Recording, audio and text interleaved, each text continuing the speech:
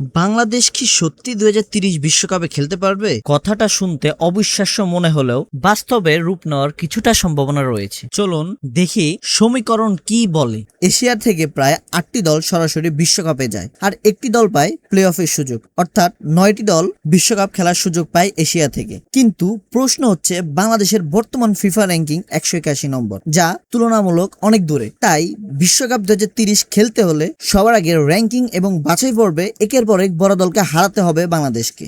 দ্বিতীয় সুযোগ হচ্ছে ফিফা প্রেসিডেন্ট জিয়ান্নি ইনফান্তিনো 2026 বিশ্বকাপে মোট 48টি দলকে বিশ্বকাপ খেলার সুযোগ করে দিয়েছিলেন। তবে আনঅফিসিয়ালি শোনা যায় 2030 বিশ্বকাপে তিনি মোট 64টি দলকে বিশ্বকাপে বাছাই পর্বে খেলার সুযোগ দিবেন। 3 নাম্বার কাজ হলো, যেহেতু সামনে দক্ষিণ এশিয়ার সবচেয়ে বড় টুর্নামেন্ট সাফ চ্যাম্পিয়নশিপ, সেখানে বাংলাদেশকে ভালো একটি জায়গা করে নিতে হবে। এরপর বিশ্বকাপে বাছাই পর্বে শক্তিশালী দল যেমন দক্ষিণ Korea, Japan, Iran, Australia, Saudi Arab, Qatar, Uzbekistan এসব দলের সঙ্গে বাছাই পর্বের লড়াই করতে পারলেই বাংলাদেশ সুযোগ পাবে 2030 সালে বিশ্বকাপ খেলার মতো সাফল্য।